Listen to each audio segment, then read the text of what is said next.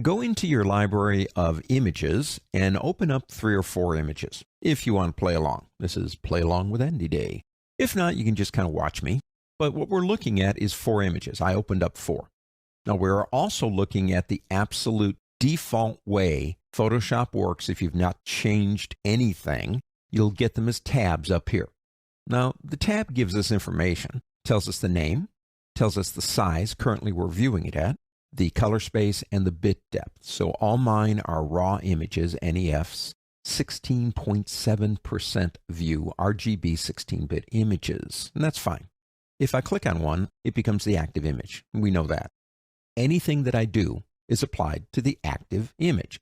And there are times when I do want to work on more than one image at a time, but I will give you a word of caution here. The more images that are open, even though they're not physically being viewed, you're viewing one at a time, obviously the more resources are required to make Photoshop run efficiently. So if you didn't need them open, you could always click the little X button right there and shut it down. I mean, if you don't need it open, why have it open? You can always reopen it again. If we want to change how we view them, we can do that by going right up to the word window and down to Arrange. Now, in Arrange, we have tiling vertically and horizontally, 2 up horizontal, 2 up vertical, 3 up horizontal, all these different ways that we can view them. If we go into, say, how about 2 up vertical? Now, that actually gives me 3 of them over here, but it gives me 2 areas. And again, when you're working, the one that's selected becomes the active one. Let's go ahead and go back again into Consolidate All to Tabs, which is the default, probably the one I use the most. If we go back up there again, we can go old school and say Float All in Windows. Do you remember the days when this is actually how we worked on images in Photoshop? They were all floating in Windows. If we want to go back again, let's go back again one more time and go Consolidate All to Tabs.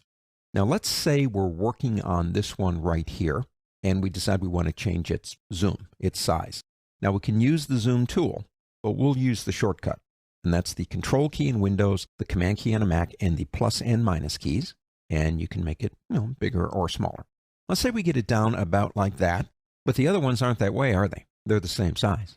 And what I don't want to do is go to each one at a time and change them, because this is the new size that I want. Select the one that has the size that you want. Come up to the word window and go down to Arrange and go into Match Zoom, or Match Location, or Match Rotation, or Match Everything. If we go Match Zoom, as you can see, all the images now are exactly the same size. Working in a view to me is important because it gives us the ability to, view the image. This is Photoshop. We are working on photos. Getting it to the right view for me as I work is important.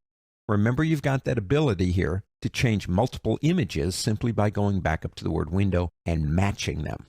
Or you could change it to any one of these other options that you have, changing the view.